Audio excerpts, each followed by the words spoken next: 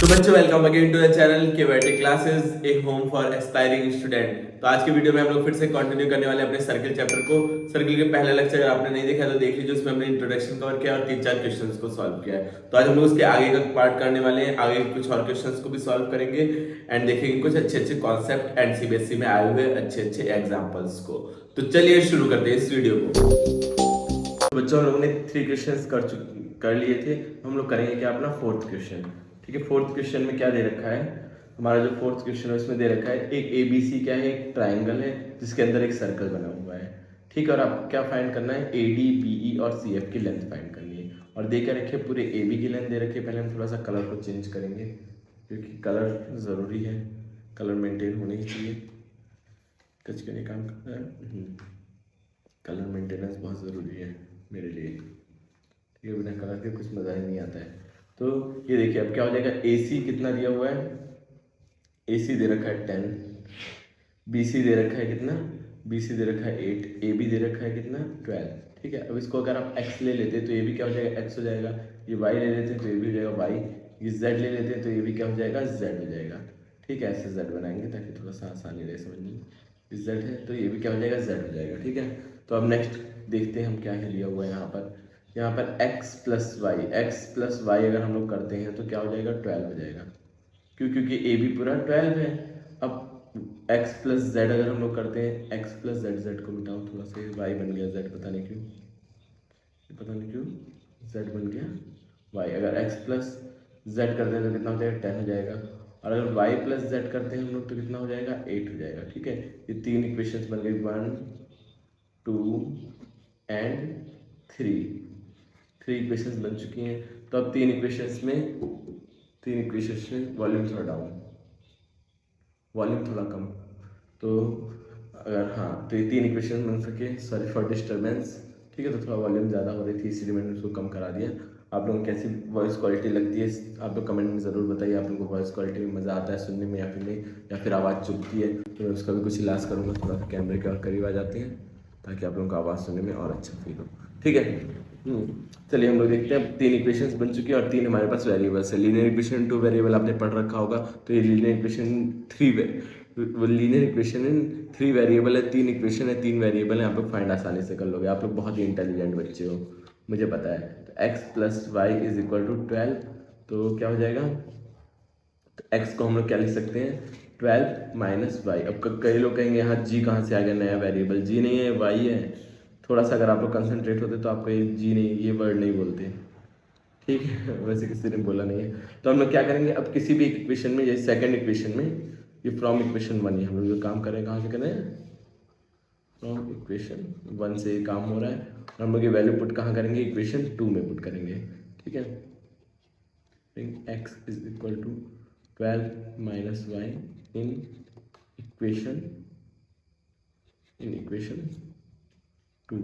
2 में अगर ये पुट करते हैं x की जगह पे तो क्या हो जाएगा, 12 minus y plus z is equal to 10, या फिर 12 को उधर भेज देते हैं तो क्या हो जाएगा, minus y plus z is equal to 12 minus 10 minus 12 कितना हो जाता है, -2। ठीक है, ये हमारी इक्वेशन बन गई 1 4। ये इक्वेशन 4 बन चुकी है। ये सब लेट करना है बेटा, यहाँ आपको लिखना भी, जैसे let B D is equal to Y, A D is equal to X and A D is equal to A F because tangent from A. ठीक है, both are tangent from A. इस तरह से थोड़ा सा लिख लीजिएगा आप लोग ताकि नंबर ज़्यादा मिले। मैं तो अभी तरीका बता रहा हूँ कैसे आंसर है, बट लिख लीजिएगा आप लोग। मैं स्क्रीनशॉट भी डाल दूँगा अगर मुझे याद रहा इस वीडियो का एडिट करते टाइम, तो आप लोग को स्क्रीनशॉट भी दिख रहा होगा इस पर।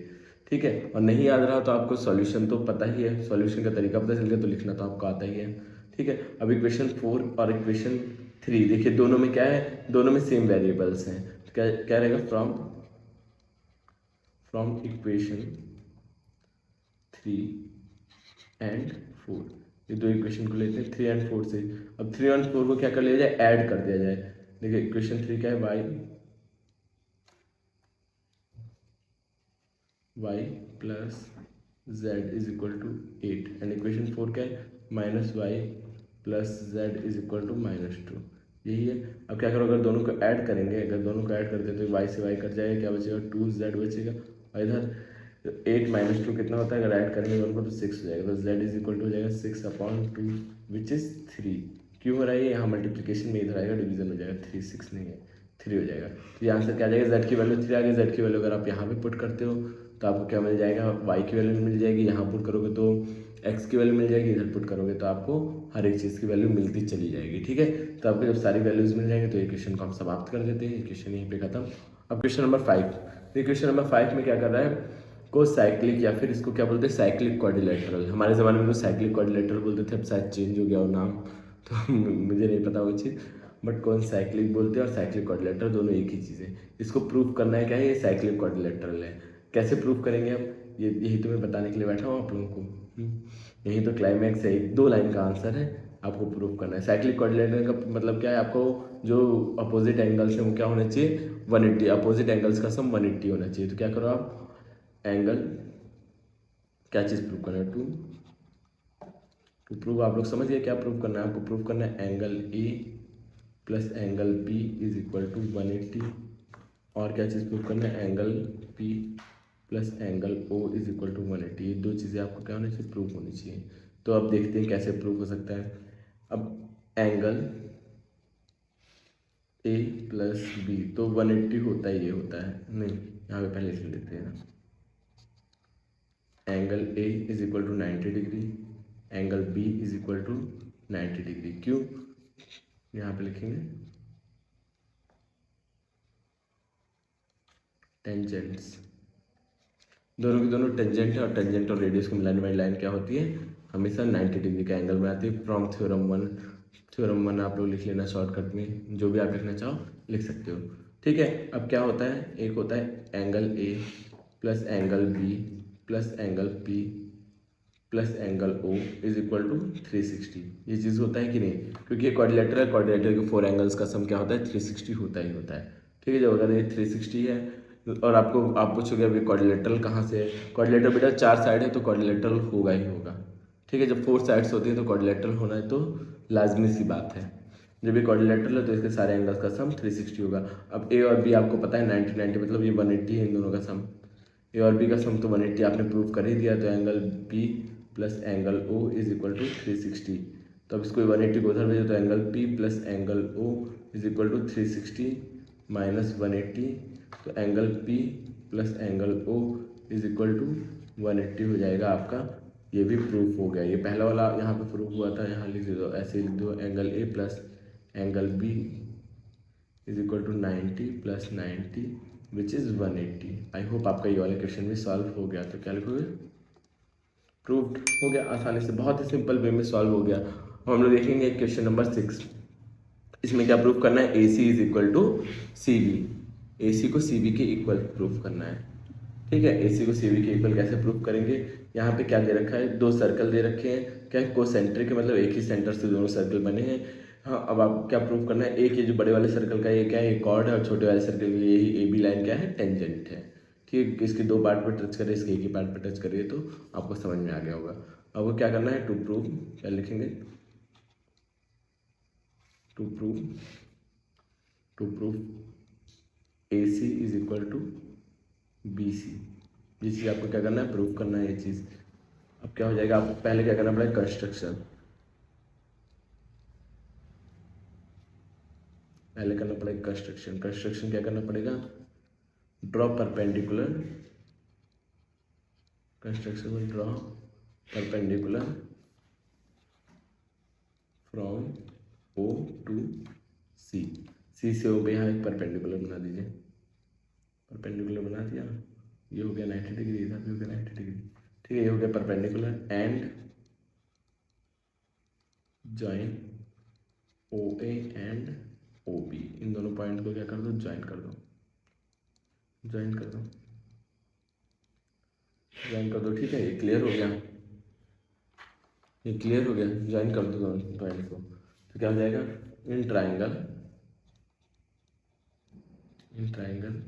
ए O C and B to C, 2 triangle की बात हो रही है, इन दोनों को अगर हम लोग कॉन्ग्रुएंट प्रूव कर दे तो ए सी और बी सी बराबर हो ही जाएगा आराम से, ए सी और सी बी या बी सी बराबर हो ही जाएगा। तो अब इन लोग कॉन्ग्रुएंट कैसे प्रूव करोगे, इसमें देखिए एक चीज़ है, O A is equal to O B Q, radii of circle दोनों के दोनों क्या है, रेडियस से बड़े वाले सर्कल के दोनों इक्वल होंगे। एंगल देखो O C A is equal to angle O C B. क्यों? क्योंकि बोथ आर 90 डिग्री, या फिर परपेंडिकुलर वाली कहानी लिख देना। और फिर उसके बाद क्या है इक्वल, इसमें ओ सी इज इक्वल टू ओ सी। क्यों? कॉमन है दोनों, कॉमन है। तो अब क्या हो गया, साइड एंगल साइड से कॉन्ग्रेंट हो गया। तो triangle A O C is congruent to triangle B O C. हो गए कॉन्ग्रेंट, ये दोनों ट्राइंगल क्या हो गए, कॉन्ग्रेंट हो गए। जब ये कॉन्ग्रेंट हुए, किस वजह से कॉन्ग्रेंट हुए, साइड एंगल साइड की वजह से। और ये कॉन्ग्रेंट हो गए तो इसका मतलब क्या हो गया, A C is equal to B C. ये हो गया, ठीक। आपका सॉल्व हो गया ये क्वेश्चन नंबर 6 भी। अब देखते हैं क्वेश्चन नंबर 7 की तरफ आते हैं। क्वेश्चन नंबर 7 थोड़ा देखने में टफ है बट है बहुत ईजी, ठीक है। देखने में थोड़ा टफ है, हमें समझ में नहीं आता क्या करना है बट है बहुत ईजी। देखते हैं कैसे ईजी है। अब आपको क्या प्रूफ करना है, आपको फाइंड करना है पी सी डी का पैरामीटर। आपने देख रखा है कि पी ए दिया हुआ है, बस खाली पी ए जितना है उतना ही पी बी होगा, ये तो आपको पता ही है क्योंकि दोनों क्या है, टेंजेंट फ्रॉम एक्सटर्नल पॉइंट है। A C is equal to ए ही होगा या सी इज इक्वल टू सी ई होगा। क्यों होगा? क्योंकि दोनों सी पॉइंट से क्या है, टेंजेंट है। B D is equal to D E होगा क्योंकि क्या है, दोनों डी ई और बी डी दोनों टेंजेंट है डी पॉइंट से। हम लोग क्या लिख सकते हैं, अब हमें ट्राइंगल का पैरामीटर चाहिए, तो P C plus C D plus B D, तो तीनों साइड से होगा ही होगा। अब पी सी को हम क्या लिख सकते हैं, पी सी को हम लोग लिख सकते हैं, ये वाले इस साइड को हम लोग सॉल्व करें तो पी सी को हम लोग लिख सकते हैं क्या, ए पी माइनस ए सी लिख सकते हैं ना। पीसी को हम लोग एसी में से, अगर एपी में से अगर एसी को माइनस कर दिया जाए या सीए को माइनस कर दिया जाए, सीए लिखा हुआ है तो सीए लिखते हैं, सीए को माइनस किया जाए तो ये बन जाएगा। और सीडी को हम क्या लिख सकते हैं, सीडी को हम लोग लिख सकते हैं सीई प्लस ईडी लिख सकते हैं आराम से। और पीडी को क्या लिख सकते हैं, पीडी को लिख सकते हैं पीबी माइनस, पीबी में से अगर हम लोग डीबी माइनस कर दें, डीबी माइनस कर दें तो ये बन जाएगा। अब देखो क्या क्या चीज़ें इसमें सिमिलर है, सी ए सी ई के बराबर है तो ये दोनों क्या हो जाएंगे, चलो इसे लिख लेते हैं पहले। सी को हम लोग क्या लिख सकते हैं, सी ई लिख सकते हैं, ठीक है, और प्लस सी ई। अब और क्या चीज़ें बराबर हो रही हैं, ई डी, ई डी को हम लोग क्या लिख सकते हैं, डी बी लिख सकते हैं, तो इसको क्या करो डी बी लिख दो और प्लस पी बी को ऐसे ही रहने दो, यहाँ डी बी को ऐसे ही रहने दो। डी बी से डी बी कैंसिल आउट हो जाएगा, सी से सी कैंसिल हो जाएगा, तो क्या बचेगा A P plus P B. और ए पी पी बी दोनों बराबर हैं, ठीक है, दोनों बराबर यहाँ दे रखा है।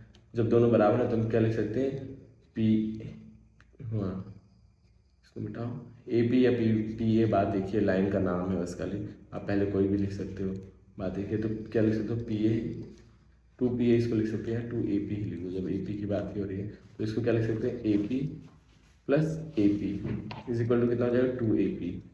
और ए पी की वैल्यू आपको दे रखी है, पी की वैल्यू दे रखी है 14, तो क्या लिखोगे 2 इंटू 14 विच इज 28। यही सब तो मिला जुला क्या था, पैरामीटर था इसका, तो इसका पैरामीटर कितना आ जाएगा 28। ये भी आपका क्वेश्चन हो गया समाप्त। सातवें के बाद करते हैं 8वां क्वेश्चन, और फिर आई गेस आज के सेशन को नहीं, समाप्ति तो नहीं करेंगे आज के सेशन में, कम से कम हम लोग करेंगे क्वेश्चन 8वां तक तो कर ही लेंगे सब। चलो पहले 8th कर लेते हैं, फिर आगे की बात बाद में करेंगे। तो 8th में क्या दे रखा है, क्वेश्चन नंबर 8th में दे रखा है, ये हमें क्या फाइंड करना है, बी सी फाइंड करना है। देखिए एकदम आसानी से बहुत ही स्मूथली सॉल्व हो जाएगा। ए आर कितना दे रखा है, ए आर दिया हुआ है 7, ए आर 7 दिया हुआ है, और क्या दे रखा है, सी आर दे रखा है 5, और क्या दे रखा है हमारा, ए बी दे रखा है, ए बी कितना दे रखा है 10 दे रखा है, ए बी पूरा 10 है, तो ये वाला तो 7 हो जाएगा क्योंकि ये दोनों टेंजेंट फ्रॉम सर्कल है। और ये वाला क्या हो जाएगा, ये वाला हो जाएगा आपका 3, जब 7 और ये दोनों, ये पूरा 10 है तो ये 7 है, तो ये जाहिर सी बात है 3 होगा। और ये वाला पार्ट भी जब 3 हो जाएगा और ये 5 हो जाएगा, तो बी से कोई पूछेगा तो क्या बताओगे, B C is equal to 8। Screen पे आपको सॉल्यूशन स्टेप वाइज दिख रहा होगा, बट मेरा क्या था मेन पर्पज एक्सप्लेन करना, कैसे आया सॉल्यूशन, तो आप लोगों को समझ में आया होगा सॉल्यूशन कैसे है। एक बार और मैं समझाता हूँ, ए आर दे रखा तो ये भी हो जाएगा 7, तो पूरा ए बी मिला के 10 था तो ये 7 है, तो कितना बचा वाला पार्ट क्या हो जाएगा, 3 हो जाएगा। तो आई होप आप लोगों को चीज़ें समझ में आई होंगी। 8th क्वेश्चन तो आसानी से सॉल्व हो गया बिना कुछ किए, ठीक है। अब क्वेश्चन नंबर हम लोग 9th की तरफ बढ़ते हैं। एक बार 9th को आप लोग सोचिए कैसे होगा, समथिंग 8th की तरह होगा, लेकिन आप एक बार सोचिए इसको। जब तक आप लोग सोचते हैं मैं अपने थोड़ी सी टेक्निकल जो प्रॉब्लम्स है उसको सॉल्व करता हूँ। 1 सेकंड के लिए आप लोग मुझे समय दीजिए, मैं आप लोगों के पास आता हूँ। चलिए आ जाते हैं वापस से। तो देखिए इसमें क्या क्या चीज़ें हैं, इसमें क्या दिया हुआ है। अब इसको मान लेते हैं, थोड़ा सा यहाँ पे लिख देते हैं चीज़ें। ये हो जाएगा P, ये हो जाएगा S, ये हो जाएगा Q और ये हो जाएगा R। ठीक है, ये चीज़ें हो जाएंगी। और आप क्या लिख सकते हो, AP is equal to AS, है ना इक्वल, है चीज़ इक्वल या फिर नहीं है। पहला इक्वेशन बन गया। अब BP इज इक्वल टू क्या लिख सकते हो, BQ लिख सकते हो। एंड क्या लिख सकते हो, CR is equal to CQ and DR is equal to क्या लिख सकते हो आप, DR को आप लिख सकते हो is equal to DS। And और क्या कर सकते हो, अब क्या करो, ये 4 इक्वेशन होंगे, 1 2 3 एंड 4। अब क्या लिखो, बाय एडिंग अगर आप चारों इक्वेशन को ऐड करो, एडिंग ऑल इक्वेशन। ठीक है, कायदे से लिखा हुआ आपको स्क्रीन पे भी मिल जाएगा क्वेश्चन खत्म होते ही। अभी आप लोग बस देखो कॉन्सेप्ट क्या है। जब सबको ऐड करोगे तो क्या हो जाएगा, AP plus BP plus CR plus DR is equal to AS plus BQ plus CQ plus DS। ठीक है, इतना चीज़ें हो जाएगा। तो अगर हम AP और BP को एक साथ लिख दें, AP प्लस BP को एक साथ लिख दें, ठीक है, CR और DR को एक साथ लिख देते हैं, CR और DR को एक साथ लिख देते हैं। ठीक है, ये क्यों ऑफ हो जा रहा है, I don't know why. CR और DR को एक साथ लिख देते हैं। और क्या कर सकते हैं हम लोग, AS और DS को एक साथ लिख देते हैं, AS प्लस DS को एक साथ लिख देते हैं। और BQ प्लस CQ को, BQ प्लस CQ को एक साथ लिख सकते हैं। ठीक है, तो AP प्लस BP कितना हो जाएगा, AB हो जाएगा। CR प्लस DR कितना हो जाएगा, CD हो जाएगा। AS प्लस DS कितना हो जाएगा, AD हो जाएगा। अब BQ प्लस CQ कितना हो जाएगा, BC हो जाएगा। ठीक है, अब आपको फाइंड क्या करना है, फाइंड इसमें आपको बस खाली करना है, क्या क्वेश्चन में बताया, AD फाइंड करना है। ठीक है, AD तो हमें क्या से मिलेगा ही नहीं, AD हाँ, इधर तो AD मिलना चाहिए था ना, ये AC नहीं है, AD है, इधर AD मिलेगा। AD फाइंड करना, सारी चीज़ें इधर भेज दो। AB plus CD minus BC is equal to क्या हो जाएगा, AD हो जाएगा। ठीक है, AD सबके इक्वल हो जाएगा। तो हमें AB की वैल्यू पता है, AB कितना है, 6 है, CD कितना है, 4 है, और BC कितना है, 7 है। अगर ऐसा हम लोग कर देते हैं तो क्या मिल जाएगा, AC मिल जाएगा। तो AC इज इक्वल टू क्या हो जाएगा, 6 प्लस 4 10 हो जाएगा, 10 माइनस 7 कितना हो जाएगा, 3। तो AC की वैल्यू कितनी आ जाएगी, 3 हो जाएगा आंसर आपका। ठीक है, तो 9th क्वेश्चन में हमारा हो गया है समाप्त। अब देखते हैं 10th क्वेश्चन। एडिटर ने इतने ज़्यादा क्वेश्चन भर दिए हैं कि क्वेश्चन ही क्वेश्चन आता जा रहा है। देखिए कितने क्वेश्चन आ रहे हैं ज़रा, 10 11 भी है, फिर बस 11, 2 क्वेश्चन और बचे हुए हैं। तो आप लोग पेशेंस के साथ इस लेक्चर को देख लीजिए। इसमें क्या पूछा है, prove that P is bisector of BC। P क्या है, बाइसेक्टर है BC का, ये चीज़ प्रूव करना है। इसमें क्या है, आइसोस्केलेस ट्राइंगल, मतलब 2 साइड्स क्या है, इक्वल है। तो हम पहले ही हमें देख के पता चल रहा है AR जो है वो इसके बराबर होगा, AQ के बराबर होगा, ये आपको पता है।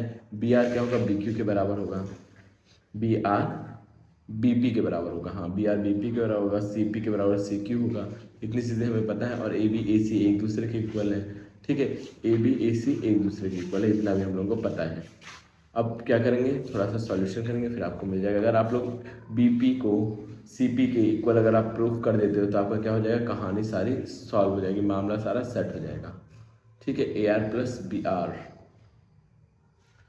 अच्छा ठीक है, ये क्या क्या है, हमें ये पता है AR is equal to AQ, और हमें क्या पता है, AR is equal to AQ, and then हमें पता है BR is equal to BP, and then हमें पता है CP is equal to CQ। ये तीन इक्वेशन हमें पता है पहले से। और आइसोस्केलेसिस का मतलब क्या है, AB is equal to AC है, ये चीज़ हमें पता है। तो AB को हम क्या लिख सकते हैं, AB को लिख सकते हैं AR प्लस BR। देखिए कहीं पे गाना बजना शुरू हो चुका है, जल्दी से क्वेश्चन को ख़त्म करते हैं। ये गाना तेज इंटेंसिटी पकड़े, उससे पहले हम लोग क्वेश्चन को ख़त्म कर देंगे। ठीक है, जड़ से मिटा देंगे क्वेश्चन को। अब AR की जगह हम लोग क्या लिख सकते हैं, AQ लिख सकते हैं, और BR की जगह क्या लिख सकते हैं, BP लिख सकते हैं, या फिर CQ लिख सकते हैं। ठीक है, AR को क्या लिख सकते हैं, AQ लिख सकते हैं, और सी क्यू भी लिख सकते हैं सी आर को। यहाँ पे था ना B R is equal to B P था, B R is equal to B P था, और ए आर जब ये पूरा का पूरा इसके बराबर है तो ये भी क्या हो जाएगा, सी क्यू के बराबर नहीं हो जाएगा। बस समझने की कोशिश करिए, क्या है आइसोस्केलेस ट्राइंगल है। जब भी आइसोस्केलेस ट्राइंगल है तो बी आर किसके बराबर हो जाएगा, सी क्यू के बराबर हो जाएगा, हो जाएगा। ये चीज़ें हुई तो आप क्या इसमें बोल सकते हो, अच्छा ठीक है ठीक है ठीक है, नहीं करते हैं इसको बराबर, इसको बराबर नहीं करेंगे, ठीक है, इसको बराबर नहीं करेंगे। हमारा क्या ए बी ए सी के बराबर है, ये क्या है गिवन है। तो ए आर, अब बी आर इसको लिख सकते हैं और इसको क्या लिख सकते हैं, ए क्यू प्लस सी क्यू लिख सकते हैं कि नहीं। तो हम क्या करेंगे, ए आर ए क्यू के बराबर था तो हम लोग क्या कर देंगे, इसको ए क्यू की जगह लिख देंगे ए आर और सी क्यू की जगह ऐसे ही रह देंगे। तो ए आर से ए आर कट जाएगा तो B R is equal to क्या हो जाएगा, सी क्यू। जब ये बी आर हमारा सी क्यू के बराबर हुआ तो यही बी आर हमारा किसके बराबर था, बी पी के भी बराबर था। तो इसका मतलब क्या हो गया, सी पी, सी क्यू नहीं है सी पी होना चाहिए था, हाँ। और ये सी क्यू किसके बराबर था, सी क्यू बराबर था हमारा, सी क्यू बराबर था सी पी के। तो हमारा ये होने गया B P is equal to C P होने गया। जब ये वाला इसके बराबर हो गया और ये वाला पूरा इसके बराबर था तो ये वाला इसके बराबर भी होगा, तो ये दोनों इक्वल हो गए। तो ये हमारा ये भी प्रूफ हो चुका है थ्योरम। अब अगला एक लास्ट क्वेश्चन करेंगे हम लोग। Last question number 11, find the length of BP. इसकी लेंथ फाइंड करनी है। ये क्या होगा, थोड़ा सा इसमें ट्रिग्नोमेट्री का यूज़ लेना पड़ेगा। जो छोटा वाला ट्राइंगल है सबका सॉल्यूशन आपको साफ साफ स्क्रीन पे दिख रहा होगा, बट पहले हम लोग समझेंगे क्वेश्चन को, ठीक है। तो ये क्या हो जाएगा, ये हमारा छोटे वाले का रेडियस 4 दे रखा है, बड़े वाले का रेडियस 6 दे रखा है। And P A and P B दो क्या है, दो टेंजेंट है। पी ए की लेंथ दे रखी है 10 और पी बी की लेंथ आपको फाइंड करनी है, ठीक है। मान लो ये क्या है, ये 90 डिग्री होता है, ये मानना क्या है, ये तो 90 डिग्री होता है ये, तो हम ये निकालेंगे। ये अगर 90 डिग्री है तो इसके थ्रू हम ये क्या हो जाएगा, ये 90 डिग्री के सामने वाला क्या होता है, हाइपो होता है। तो हाइपो हम लोग निकाल सकते हैं। हाइपो मतलब P O square is equal to A P square plus A O square. तो P O square is equal to क्या हो जाएगा, ए पी कितना है 100 है, 10 का स्क्वायर 100 और 36 है, क्या हो जाएगा P Q is equal to under root 136 हो गया। और बाद में रूट से जो भी बाहर निकालना है वो निकल जाएगा बाद में, उसका बाद में देखा जाएगा। तो ये कर देगा अंडर रूट 136। अब यहाँ पे देखिए ये 90 डिग्री, आपको बीपी फाइंड करना है ना। यहाँ हाइपो पता है, परपेंडिकुलर पता है, आपको क्या बेस फाइंड करना है। तो फॉर्मूला लगा दो वापस से, क्या हो जाएगा, अब आप लिख सकते हो P B square is equal to P O square minus B O square. तो आप क्या करो, P B square is equal to, इसका स्क्वायर करेंगे अंडर रूट 36 का तो कितना हो जाएगा, 36 हो जाएगा, माइनस 44 का स्क्वायर क्या होता है 16 होता है। तो P B square is equal to 36 minus 16 हो जाएगा 0, हो जाएगा 2, हो जाएगा 120। तो P B is equal to under root 120 और 120 की जो वैल्यू होती है वो लोग आप कमेंट में ज़रूर बताइएगा। तो आई होप आप लोगों को ये वीडियो पसंद आया। अगर आपको ये वीडियो पसंद आया तो वीडियो को लाइक कर दीजिए, चैनल को सब्सक्राइब कर दीजिए, फैला दीजिए अपने व्हाट्सएप ग्रुप पे।